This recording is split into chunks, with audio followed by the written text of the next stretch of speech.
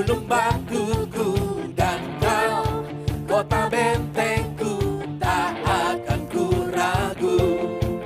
Kau menjamin hidupku, kau keselamatanku, dan kau yang membelaku, tak akan ku takut. Kuasamu di dalamku, walau badai menerpa di dalam hidupku ini, namun tanganmu Tuhan pegangkanku tinggi. Kau Tuhan yang benar, tak pernah tinggalkan. Dahulu, sekarang, selamanya, janjimu tak berubah. Kau Alfa dan Omega, awal dan akhir. Semesta alam memuja Engkau Tuhan yang benar.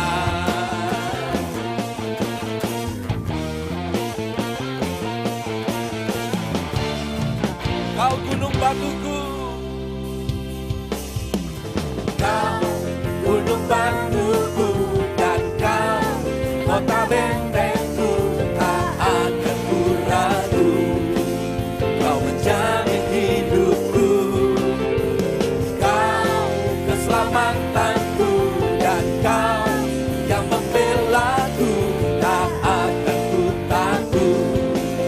Kuasamu di dalamku, walau badai menerpa di dalam hidupku ini, namun tanganmu Tuhan pegangkanku tinggi.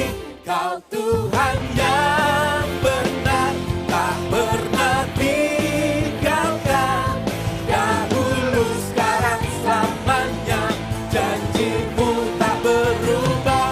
Kau Alfa dan Omega, awal dan akhir. Semesta alam memuja Engkau Tuhan yang benar. Kau Tuhan yang benar, tak pernah tinggalkan. Dahulu, sekarang, selamanya, janjimu tak berubah. Kau Alfa dan Omega, awal dan akhir. Semesta alam memuja Engkau Tuhan yang benar. Engkau Allah gunung batu kami, keselamatan kami.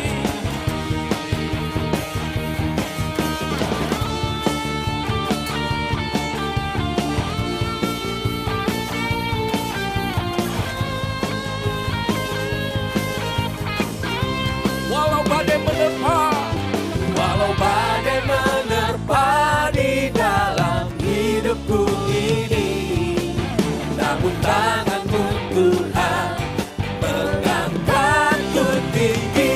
Kau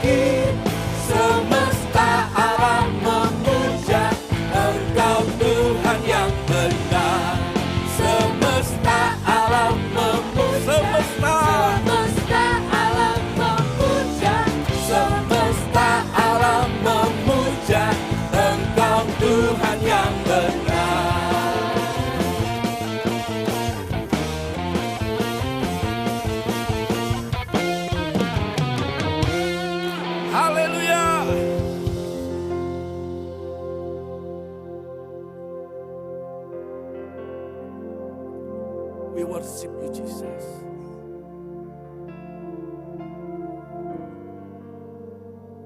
For you are holy, for you are worthy.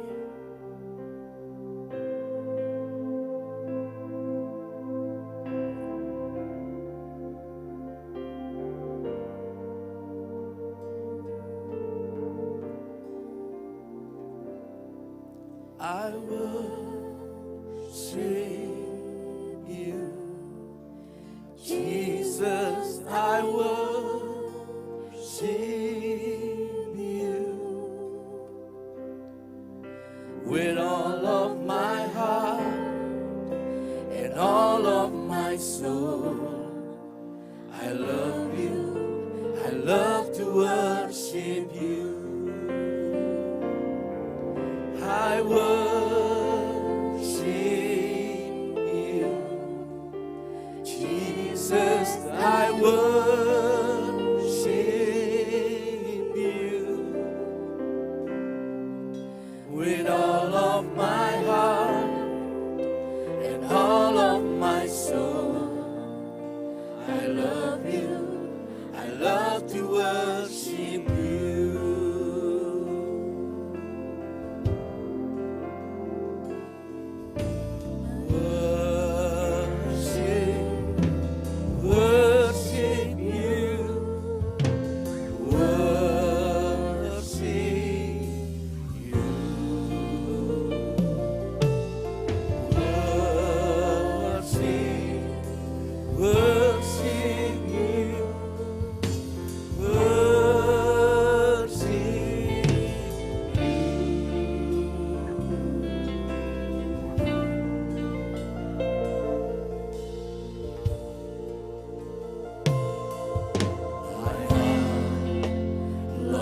Worship you,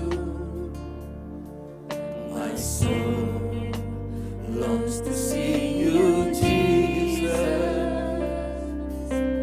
You alone are the King of my life. You're the Most High, my God. My heart longs to serve you, Lord. My desire longs to please you, Jesus. You alone are my hope and my strength. You're the Most High, my God. I worship you, Jesus. I worship you with all of my heart and all of my soul. I love you. I love to worship you. I worship you, Jesus. I worship you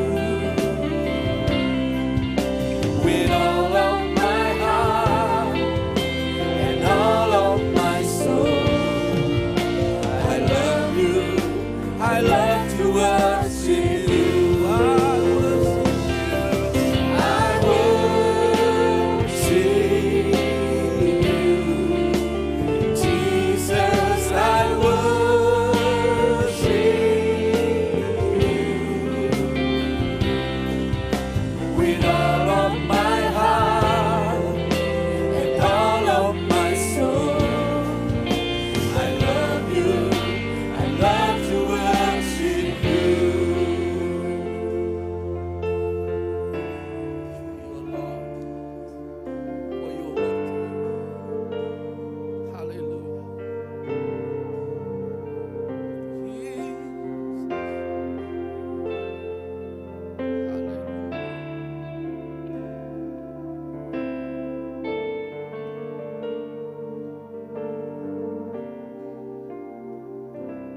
Let your spirit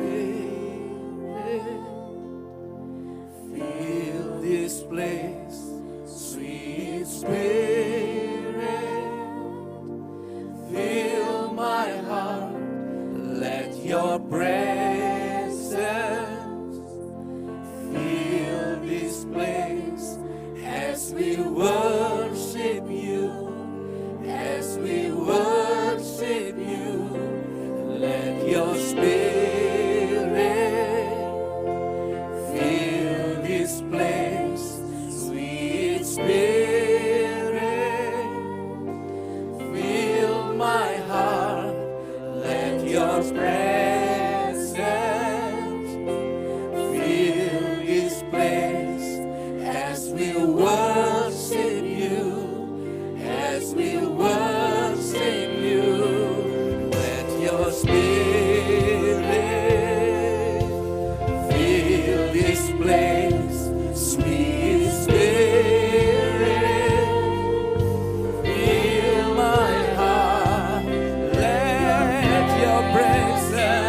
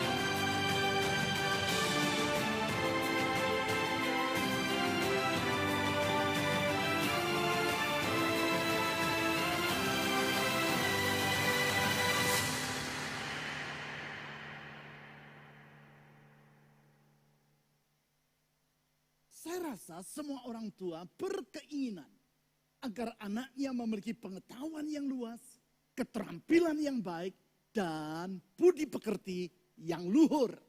Seharusnya tidak ada orang tua yang berkata kepada anaknya, "Nak, pergilah bersekolah agar pengetahuanmu bertambah. Kalaupun keterampilanmu tidak terasah dan sifatmu menjadi kacau balau, tidak apa-apa. Yang penting engkau tahu banyak hal." Saya yakin tidak ada orang tua yang akan berkata seperti demikian kepada anak-anaknya.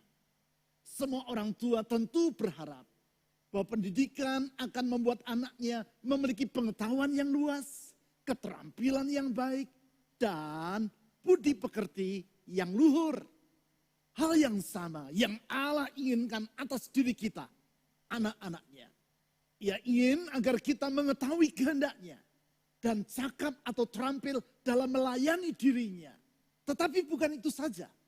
Dia juga ingin agar kita memiliki karakter yang mencerminkan sifat-sifatnya. 3 hal. Yang pertama, yaitu pengetahuan atau head, kepala. Yang kedua, yaitu keterampilan atau hand, tangan. Yang ketiga, yaitu karakter atau heart, hati. Benjamin Bloom, seorang pakar psikologi pendidikan yang sangat-sangat terkenal di dunia, menyusun ketiga tujuan dari pendidikan tersebut secara sistematis. Ia berkata bahwa tujuan yang pertama dari pendidikan adalah agar orang dari tidak tahu menjadi tahu.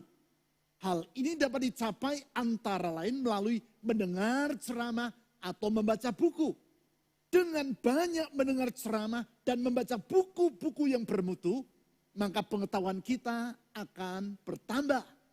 Yang kedua, tujuan dari pendidikan adalah agar orang dari tidak terampil menjadi cakap. Kecakapan atau keterampilan ini dapat diperoleh melalui berlatih. Contoh, dengan banyak berlatih memainkan alat-alat musik, maka orang akan menjadi pemusik yang terampil. Sedangkan tujuan yang ketiga dari pendidikan adalah pembentukan watak atau karakter. Tentang hal ini kita sangat mengetahui bahwa pengetahuan yang luas dan keterampilan yang handal tidak selalu berjalan seiring dengan watak atau karakter yang mulia. Pernahkah saudara bertemu dengan orang yang pengetahuannya luas serta terampil atau cekatan, namun karakternya kacau balau? Di mana-mana dia selalu menjadi troublemaker. Di tempat kerja dia selalu menjadi sumber kesulitan.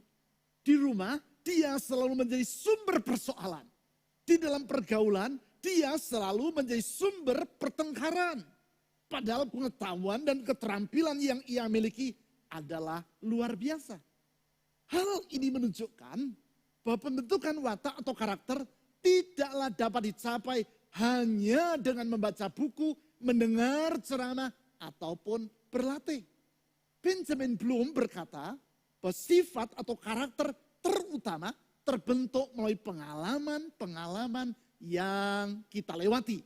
Artinya hati atau karakter termasuk di dalamnya iman terbentuk oleh pengalaman-pengalaman yang kita lewati.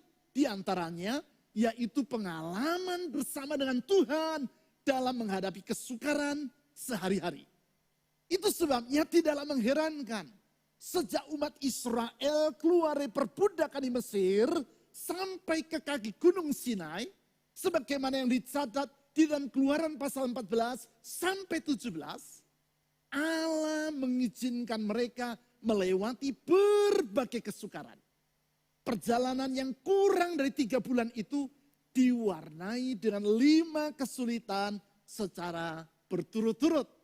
Di dalam semua itu, Allah bermaksud untuk membentuk karakter bangsa Israel yang selama bertahun-tahun telah hidup sebagai budak di Mesir, agar supaya mereka memiliki iman yang teguh dan karakter yang mulia. Hanya dengan demikian, barulah mereka akan mampu menaklukkan negeri Kanaan dan membawa bangsa-bangsa di sekitar Kanaan untuk meninggalkan penyembahan berhala dan beribadah kepada Allah yang sejati.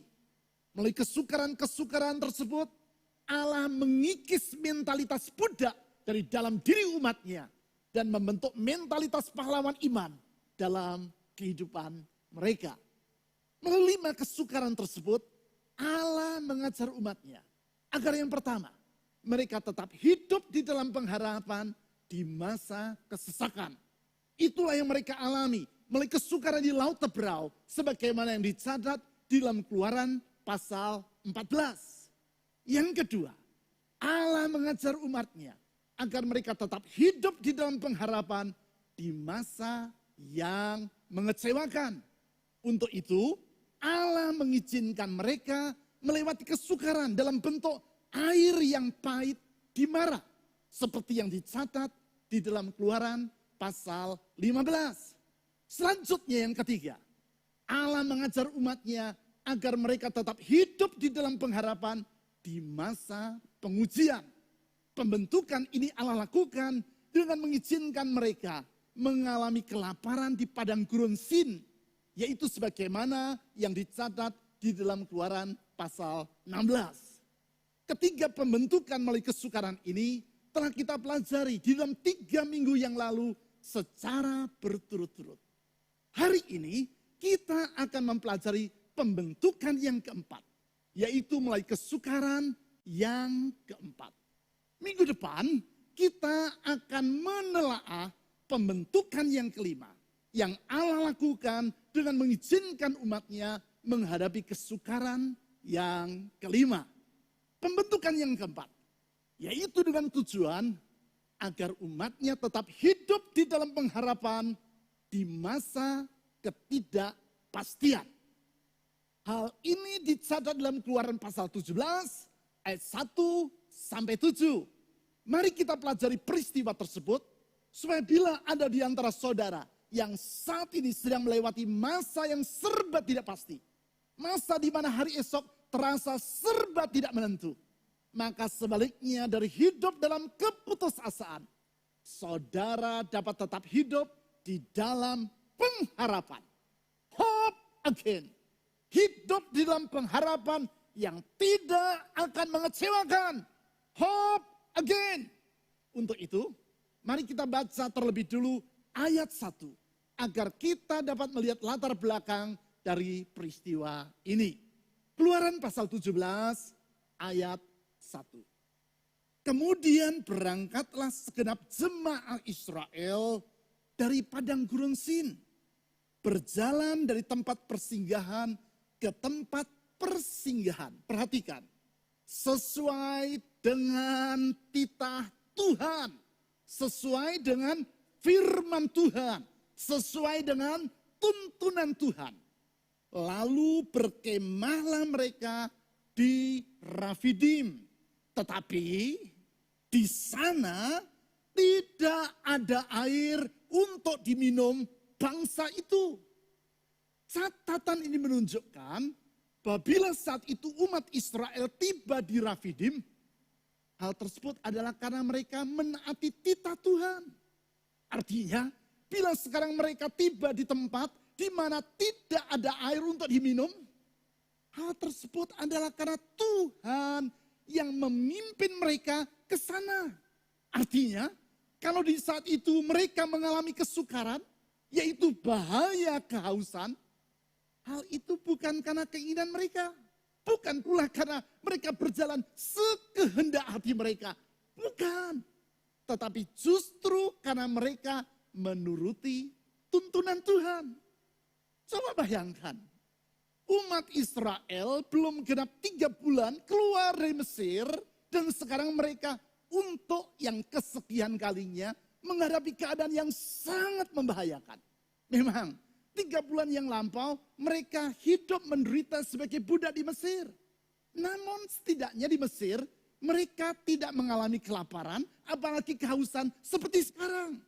Memang selama di Mesir mereka hidup tertindas dan harus bekerja dengan sangat berat. Namun setidaknya kebutuhan hidup mereka yang paling mendasar, yaitu kebutuhan makan dan minum, tercukupi. Sekarang mereka menghadapi situasi yang sangat sulit, yaitu tidak ada air untuk diminum. Kesulitan karena mereka menaati perintah yang Tuhan sampaikan melalui Musa. Musa, seorang yang telah berusia 80 tahun. Musa, seorang manula yang sama sekali tidak punya pengalaman untuk memimpin sebuah bangsa. Jangankan sebuah bangsa, memimpin satu suku pun ia tidak pernah. Pengalaman Musa hanyalah menggembalakan kambing domba milik mertuanya di Midian selama 40 tahun. Itu saja pengalamannya. Sedangkan saat itu jumlah umat Israel adalah sebanyak 1 juta orang lebih. Sekarang mereka berada di padang gurun tanpa air. Artinya masa depan mereka serba gelap. Hari esok mereka serba tidak menentu. Kalaupun ada yang pasti, hal itu hanyalah kematian yang sedang menunggu mereka. Mati kehausan di padang gurun. Artinya di Rafidim mereka berada di masa yang serba tidak pasti. Apakah keadaan itu pula yang sedang saudara hadapi di saat ini? Situasi yang serba tidak menentu, masa depan yang serba tidak jelas, hari esok yang terasa sangat kabur. Apabila itu keadaan saudara, perhatikan uraian firman Tuhan ini lebih jauh. Bila kita membaca ayat-ayat selanjutnya, yaitu ayat 2-7, yang mencatat tindakan Allah bagi umat yang di Rafidim, kita dapat menarik pelajaran. Bahwa di masa ketidakpastian yang mereka alami oleh karena tuntunan Tuhan ini, sesungguhnya ada 3 hal yang bersifat pasti. Saya tegaskan ulang. Kalau ketidakpastian tersebut terjadi karena Allah yang mengizinkannya, maka ada 3 hal yang bersifat pasti tentang diri Allah yang dapat kita percayai. Ketiga hal tersebut adalah, yang pertama, bahwa kebaikan Tuhan bersifat pasti. Kalaupun kita menghadapi situasi yang tidak menentu, ingat bahwa kebaikan Tuhan selalu bersifat pasti. Kalau di tengah ketidakpastian akan hari esok, orang menjadi patah semangat dan marah kepada Tuhan, jangan meniru keadaan hati mereka. Percayalah bahwa kebaikan Tuhan tidak pernah berubah, namun tetap untuk selama-lamanya. Kalau kita tidak meyakini akan kebaikan Tuhan ini, maka sama seperti yang dilakukan oleh bangsa Israel, yaitu yang dicatat di ayat 2 dan 3, maka kita akan menuduh bahwa Tuhan memiliki niatan yang buruk terhadap diri kita, umatnya. Mari kita baca ayat 2 dan 3. Keluaran pasal 17 ayat 2 dan 3. Jadi mulailah mereka itu bertengkar dengan Musa. Kata mereka, berikanlah air kepada kami, supaya kami dapat minum. Tetapi Musa berkata kepada mereka, mengapakah kamu bertengkar dengan aku? Mengapakah kamu mencobai Tuhan? Hauslah bangsa itu akan air di sana. Bersungut-sungutlah bangsa itu kepada Musa dan berkata, mengapa pula engkau memimpin kami keluar dari Mesir? Untuk membunuh kami, anak-anak kami, dan ternak kami dengan kehausan? Menghadapi situasi yang serba tidak pasti tersebut, bangsa Israel melampiaskan kekesalan hati mereka kepada Musa. Mereka berkata, Musa, engkau harus bertanggung jawab. Bukankah tadinya kami sudah merasa nyaman di Mesir? Engkau yang membawa kami keluar dari Mesir. Dan sekarang kami akan mati kehausan. Berilah kami air supaya kami dapat minum. Sesungguhnya kekesalan itu mereka tujukan kepada Allah. Karenanya di ayat 2 Musa berkata, mengapakah kamu bertengkar dengan aku? Mengapakah kamu mencobai Tuhan? Memang sasaran kemarahan mereka yang sebenarnya adalah Tuhan. Namun karena yang terlihat di mata mereka adalah Musa, maka Musalah yang menjadi sasaran tempat mereka menumpahkan kejengkelan hati. Dengan berkata di ayat 3, yaitu, mengapa pula engkau memimpin kami keluar dari Mesir? Untuk membunuh kami, anak-anak kami dan ternak kami dengan kehausan. Berarti bangsa Israel mengutarakan keraguan mereka terhadap maksud baik dari Allah dalam membawa mereka keluar dari Mesir. Mereka mendakwa Allah bahwa ia memiliki maksud yang buruk terhadap umatnya. Hal ini sama seperti sikap dari kebanyakan bocah yang karena sakit dibawa oleh orang tuanya ke dokter. Sesudah memeriksa keadaan dari sang anak, kemudian dokter mengambil jarum suntik dan menyuntik yang bersangkutan. Apa reaksi dari kebanyakan anak kecil? Ketika sang dokter menyuntik dirinya, ia menangis dan berkata, dokter jahat. Ia berkata seperti demikian karena anak ini beranggapan bahwa orang tuanya dan sang dokter memiliki maksud yang buruk terhadap dirinya. Yaitu dengan membuat yang bersangkutan merasa kesakitan karena tertusuk oleh jarum suntik. Benarkah sang orang tua dan sang dokter memiliki niatan yang buruk terhadap diri si anak? Jelas tidak. Justru karena ayah atau ibu dari si bocah ingin anaknya segera sembuh dari sakitnya, maka mereka membawa anak itu ke dokter. Justru karena sang dokter bermaksud agar si anak dapat menjadi sehat kembali. Itu sebabnya ia menyuntikkan obat ke tubuh si anak. Demikian juga dengan Tuhan. Kalau ia mengizinkan kita, umatnya, melewati kesukaran. Hal tersebut bukan karena ia memiliki niatan yang jahat terhadap diri kita. Di dalam Mazmur pasal 92 ayat 16 dicatat, pemazmur berkata, Tuhan itu benar, bahwa ia gunung batuku dan tidak ada kecurangan padanya. Kalaupun kita tidak memahami mengapa Tuhan membawa kita ke dalam kesukaran, jangan lupakan hal ini, yaitu bahwa kebaikannya bersifat pasti. Sehingga di masa ketidakpastian, yaitu dikala kita menghadapi hari depan yang serasa serba tidak menentu, kita percaya bahwa kebaikan Tuhan tetap bersifat pasti. Itulah yang diyakini dan diucapkan oleh orang-orang Kristen di Nigeria, Afrika. Di tengah penderitaan dan penganiayaan oleh karena iman mereka kepada Kristus. Kalimat yang sering mereka ucapkan adalah, God is good all the time. All the time, God is good. Kalimat yang kemudian menyebar ke seluruh dunia. God is good all the time. All the time, God is good. Tuhan itu baik di segala waktu. Di segala waktu, Tuhan itu baik.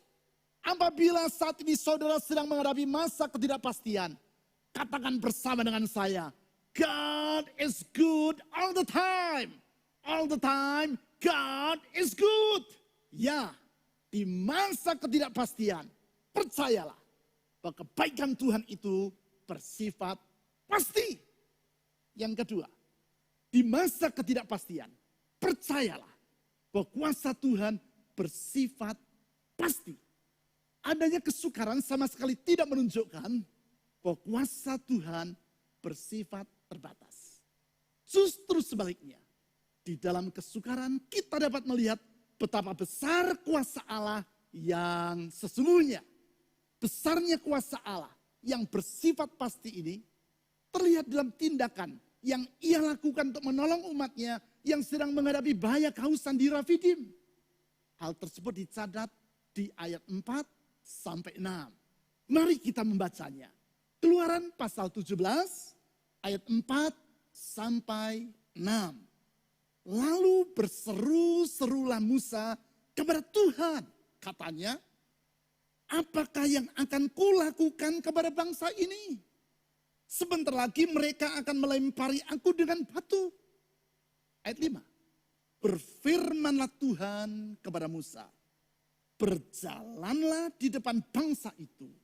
Dan bawalah beserta engkau beberapa orang dari antara para tua-tua Israel. Bawalah juga di tanganmu tongkatmu yang kau pakai memukul sungai Nil. Dan pergilah. Maka aku akan berdiri di sana, di depanmu, di atas gunung batu di Horeb. Haruslah kau pukul gunung batu itu, dan perhatikan, dari dalamnya akan keluar air. Sehingga bangsa itu, maksudnya bangsa Israel, dapat minum. Demikianlah diperbuat Musa di depan mata tua-tua Israel.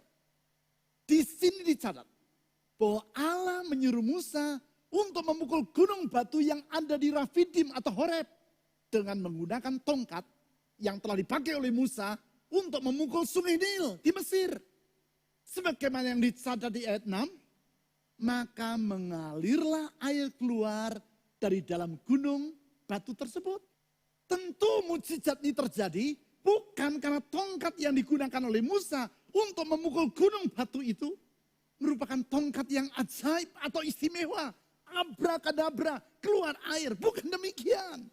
Demikian juga bila air mengalir keluar dari gunung batu tersebut, hal ini sama sekali bukan karena Musa memiliki kemampuan yang luar biasa. Pernyataan Musa kepada Allah, sebagaimana yang dicatat di ayat 4, yaitu, apakah yang akan kulakukan kepada bangsa ini? Sebentar lagi mereka akan melempari aku dengan batu. Menunjukkan bahwa Musa menyadari, yaitu bahwa dirinya tidak mampu mengatasi kesukaran yang dihadapi oleh bangsa Israel. Bahkan kesukaran yang dihadapi sendiri, yaitu bahaya akan dilempari dengan batu oleh orang-orang Israel pun tidak mampu ia atasi. Singkat kata, apabila dari gunung batu di Horeb mengalir keluar air yang mencukupkan keperluan seluruh umat Israel yang berjumlah lebih dari 1 juta orang tersebut, tidak bisa tidak. Hal itu adalah karena besarnya kuasa Allah. Kuasanya yang tidak terbatas. Dan yang tidak pernah berubah untuk selama-lamanya. Oleh sebab itu, di tengah ketidakpastian, kita tahu bahwa kuasa Tuhan adalah bersifat pasti. Sebagaimana semakin gelap keadaan langit di atas kita, maka cahaya bintang akan semakin nampak dengan terang. Demikianlah semakin sukar keadaan yang kita hadapi, akan terlihat semakin besar kuasa Allah yang sesungguhnya. Di malam hari, bila saudara berada di kota yang terang benderang dengan lampu-lampu listrik, tidak akan terlalu banyak bintang-bintang yang nampak di angkasa. Tetapi bila saudara berada di pegunungan yang jauh dari cahaya kota, maka di langit yang sama, saudara akan melihat bertaburan bintang-bintang yang gemerlapan. Langit yang sama, jumlah bintang yang sama akan terlihat dengan jelas atau tidak, sangatlah tergantung kepada gelap atau terangnya keadaan di sekitar tempat kita berada. Demikian pula lah dengan kesukaran yang kita hadapi. Semakin gelap dan semakin sukar tantangan yang kita hadapi, maka akan semakin besar pula mukjizat yang akan kita alami. Sehingga melaluinya kita dapat melihat betapa besar kuasa Allah yang tidak terbatas itu. Kuasa Allah yang tidak terbatas. Sehingga tidak ada yang mustahil bagi dirinya.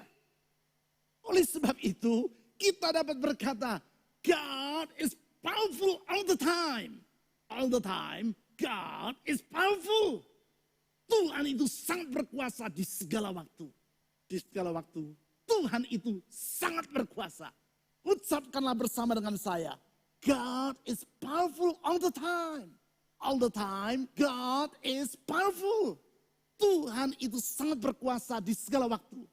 Di segala waktu, Tuhan itu sangat berkuasa. Kita percaya, ketika keadaan serba tidak pasti, sesungguhnya kuasa Tuhan bersifat pasti adanya. Di dalam iman terhadap kebaikan dan kuasa Tuhan itulah kita menaikkan doa-doa kita kepadanya. Di dalam iman kepada kasih dan kuasa Tuhan itu, saya mengajak saudara untuk setiap hari Sabtu pagi datang kepada Tuhan melalui ibadah doa yang kita siarkan secara live melalui YouTube. Melaluinya, saya akan mengajak saudara untuk memasuki hadirat Tuhan. Dan kita akan mengalami betapa besar kebaikan dan kuasa Tuhan yang sanggup membuka jalan serta menolong kita di setiap keadaan. Sekarang yang ketiga, di masa ketidakpastian, percayalah bahwa penyertaan Tuhan bersifat pasti. Memang salah satu pertanyaan yang sering diajukan orang ketika ia menghadapi kesulitan adalah, di manakah Tuhan di tengah kesukaran yang sedang kuhadapi? Pertanyaan tersebut juga diajukan oleh orang-orang Israel ketika mereka menghadapi kehausan di Rafidim. Tentang hal tersebut di ayat 7 dicatat sebagai berikut. Keluaran pasal 17 ayat 7. Dinamailah tempat itu Masa dan Meriba. Oleh karena orang Israel telah bertengkar dan oleh karena mereka telah mencobai Tuhan dengan mengatakan, adakah Tuhan di tengah-tengah kita atau tidak? Di tengah rasa frustrasi yang mereka alami oleh sebab tiadanya air di Rafidim, umat Israel mencobai Tuhan dengan berkata, adakah Tuhan di tengah-tengah kita atau tidak? Kalimat tersebut menunjukkan keraguan mereka terhadap kesetiaan Allah dalam menyertai umatnya. Keraguan yang seharusnya tidak perlu menguasai hati mereka. Sebab sesungguhnya mereka dapat melihat keberadaan dari tiang awan yang menaungi dan memimpin perjalanan mereka. Tiang awan yang di malam hari berubah menjadi tiang api yang menghangatkan mereka. Tiang awan dan tiang api yang menunjukkan kehadiran Tuhan di tengah umatnya. Memang di tengah masa yang sukar, tidak sedikit orang yang mengalami demensia rohani dan miopi rohani. Demensia atau kepikunan, sehingga orang menjadi lupa terhadap banyak hal yang telah mereka alami. Miopi atau rabun jauh, sehingga yang bersangkutan tidak dapat melihat dengan jelas semua hal yang jaraknya sedikit jauh dari diri mereka. Itulah yang terjadi dengan umat Israel. Di masa sukar yang mereka alami di sepanjang perjalanan dari Mesir sampai ke kaki Gunung Sinai. Mereka selalu bersungut-sungut kepada Tuhan. Mereka meragukan kebaikan, kuasa, dan penyertaan Tuhan. Hal ini adalah karena mereka mengalami demensia rohani. Sehingga lupa terhadap kebaikan-kebaikan Tuhan yang telah mereka alami. Bukan itu saja. Mereka juga mengalami miopi rohani. Sehingga mereka tidak dapat melihat kehadiran dan penyertaan Tuhan dalam kehidupan mereka. Kalau saja mereka percaya bahwa Tuhan adalah pribadi yang setia. Dan yang kesetiaannya tidak pernah berubah, tetapi tetap untuk selama-lamanya. Maka mereka akan yakin bahwa di setiap keadaan Tuhan tidak akan pernah meninggalkan mereka. Sehingga mereka akan berkata, God is with us all the time. All the time, God is with us. Tuhan beserta dengan kita di segala waktu. Di segala waktu, Tuhan beserta dengan kita. Ucapkan bersama dengan saya. God is with us all the time. All the time, God is with us. Tuhan beserta dengan kita di segala waktu. Di segala waktu, Tuhan beserta dengan kita. Ya, di saat kita menghadapi ketidakpastian, kita percaya bahwa penyertaan Tuhan bersifat pasti. Dan kalau Ia menyertai kita, maka kita tidak perlu merasa takut akan hari esok yang terbentang di hadapan kita. Salah satu tanggung jawab saya sebagai seorang ayah yang saya laksanakan atas anak-anak saya adalah melatih mereka untuk mengendarai sepeda roda 2. Saat itu kedua anak saya masih berusia 6 dan 5 tahun. Pertama-tama saya menyuruh anak saya yang sulung untuk duduk di sandal sepeda roda 2 yang telah ia miliki dan selama ini belum pernah ia gunakan. Saya berkata kepadanya, jangan takut, Papa akan memegang bagian belakang di tempat duduk sepeda ini sehingga kamu tidak akan terjatuh. Kemudian saya berkata lagi, sekarang kayulah sepeda ini dengan kakimu. Jangan takut. Papa akan terus memegang bagian belakang dari sepeda ini. Anak saya pun mulai mengayuh sepeda yang ia kendarai. Tentu saja sepeda tersebut oleng ke kanan dan ke kiri. Tetapi karena saya ikut berlari sambil memegang sepeda tersebut dari belakang, maka walaupun oleng, sepeda itu tidak terjatuh. Anak saya terus mengayuh sepeda itu mengelilingi perumahan tempat tinggal kami. Sekian waktu kemudian, ketika saya melihat sepeda yang ia kendarai sudah tidak lagi terlalu oleng, saya pun dengan diam-diam melepaskan sepeda itu dari pegangan tangan saya. Anak saya dan sepeda yang ia kendarai meluncur ke depan, sementara saya ikut berlari dari belakang. Tidak lama kemudian sepeda itu mulai oleng lagi. Dan anak saya berkata, "Pak, tolong." Segera saya mengulurkan tangan saya dan kembali memegang sepeda itu agar supaya anak saya tidak terjatuh. Demikian saya lakukan berulang-ulang. Setiap kali saya melihat bahwa sepeda yang dikendarai oleh anak saya tidak lagi oleng, saya melepaskan pegangan tangan saya. Dan setiap kali anak saya dalam rasa takut memanggil saya karena sepeda yang ia kendarai menjadi oleng, segera saya mengulurkan tangan dan memegang sepeda tersebut. 30 menit kemudian, anak saya yang sulung sudah dapat mengendarai sepeda tanpa merasa takut dan tanpa menjadi oleng ataupun terjatuh. Walaupun demikian, saya terus berlari di belakang dirinya untuk memastikan bahwa ia sudah sungguh-sungguh dapat menguasai sepeda yang ia kendarai. 30 menit berikutnya, ia telah mampu bersepeda dengan lancar tanpa lagi memerlukan pertolongan saya.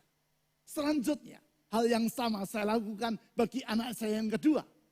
Sehingga hari itu, saya berhasil menolong anak-anak saya agar mereka dapat mengendarai sepeda roda 2 tanpa lagi merasa takut maupun terjatuh. Hal yang sama pula lah yang Allah kerjakan bagi umatnya. Ia mengizinkan mereka melewati kesulitan demi kesulitan untuk membentuk karakter dalam diri mereka.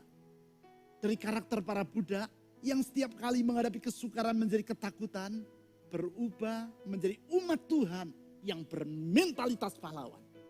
Mentalitas yang akan menyanggupkan mereka untuk menaklukkan para raksasa di Kanaan dan menduduki negeri yang telah Tuhan janjikan tersebut. Sebaliknya dari merasa berputus asa ketika menghadapi kesukaran, mereka tetap dapat berharap kepada Tuhan. Sebaliknya dari merasa khawatir dan bersikap uring-uringan kepada Tuhan, mereka tetap dapat berharap di waktu menghadapi ketidakpastian. Karena mereka yakin bahwa kebaikan, kuasa, dan penyertaan Tuhan tetap untuk selama-lamanya. Tidak pernah berubah dan bersifat pasti di segala keadaan. Sebentar, saya akan berdoa untuk semua saudara. Percayalah bahwa Tuhan Yesus, Sang Immanuel, yaitu Allah yang beserta dengan umatnya, tidak akan pernah meninggalkan kita. Bawalah seluruh beban dalam hidupmu kepadanya. Panggillah namanya, karena sesungguhnya ia tidak pernah membiarkan dirimu seorang diri. Sebagaimana tangan saya selalu siap diulurkan untuk memegang sepeda anak saya yang oleng, agar ia tidak usah terjatuh. Demikianlah tangan Tuhan selalu siap diulurkan untuk menolong dirimu. Mari kita berdoa. Tuhan Yesus, kami percaya kasih-Mu, kuasa-Mu, kesetiaan-Mu tidak pernah berubah untuk selama-lamanya. Dalam kasih-Mu Engkau melimpahkan kebaikan bagi kami. Bahkan dikala kami melewati masa yang sukar. Di dalam kuasa-Mu Engkau selalu sanggup membuka jalan di masa yang sesukar apapun. Di dalam kesetiaan-Mu Engkau tidak pernah meninggalkan kami, tetapi selalu menyertai kami di setiap keadaan. Oleh sebab itu di dalam segala keadaan kami tidak mau berputus asa, tetapi kami akan tetap berharap kepada-Mu. Hope again. Tetap berharap kepada Tuhan Yesus yang tidak pernah mengecewakan itu. Saya berdoa saat ini, ulurkan tanganmu yang penuh dengan kasih, kuasa, dan kesetiaan itu, menjamah setiap orang yang merasa hidup dalam keadaan tidak pasti, merasa masa depan dalam keadaan yang begitu sangat kelam. Tuhan Yesus, kalau Engkau sanggup menyediakan air di Rafidim bagi umatmu, Engkau sanggup melakukan mujizat yang sama sampai hari ini. Karena kuasa-Mu tidak pernah berubah. Nyatakan kuasa-Mu, nyatakan kasih-Mu, nyatakan kesetiaan-Mu. Buka jalan bagi anak-anak-Mu di saat mereka menghadapi jalan yang buntu.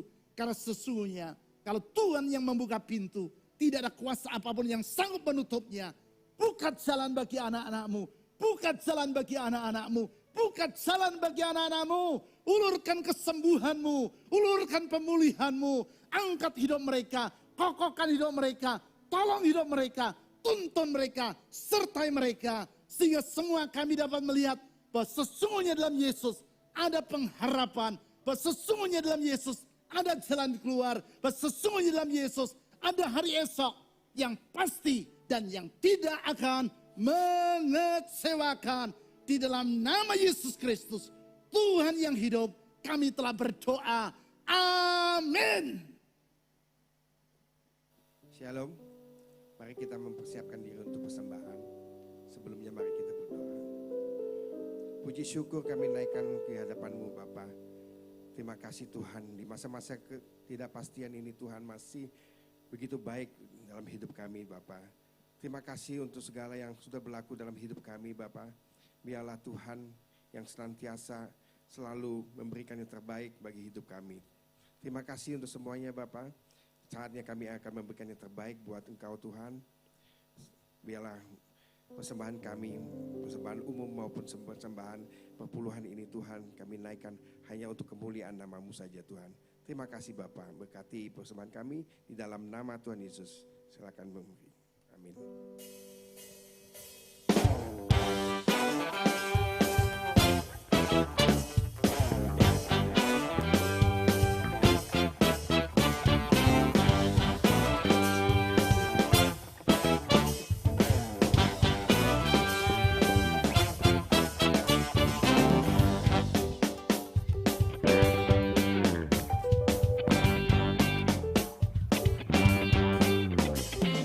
Langit dan bumi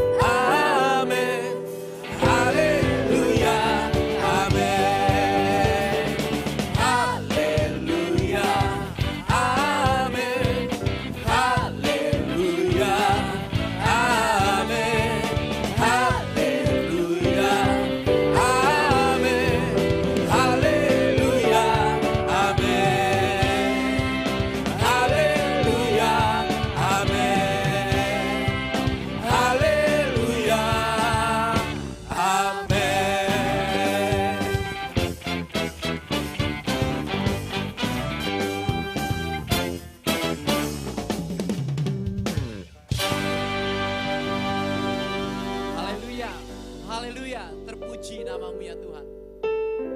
Tentunya setiap jemaat yang hadir pada pagi ini, semua diberkati oleh ibadah pagi ini. Setiap kita diperkuat dengan iman yang teguh dan percaya bahwa ya Allah yang tetap baik. Kuasanya tidak pernah kita ragukan dan penyertaannya pasti bagi setiap kita. Oleh karena itu jemaat Tuhan, mari kita angkat tangan, kita arahkan hati kita kepada Bapa. Percayalah, Tuhan Yesus memberkati engkau dalam setiap kehidupan. Apapun yang engkau kerjakan, Tuhan jadikan berhasil. Jangan pernah takut dan meragukan kasih-Nya. Ia sudah membuktikan dengan mati bagi kita di atas kayu salib. Dia memberkati usaha, pekerjaan, kesehatanmu. Apa yang kau rencanakan Tuhan jadikan berhasil. Buah kandunganmu, studi anak-anakmu dibuat Tuhan menjadi berhasil.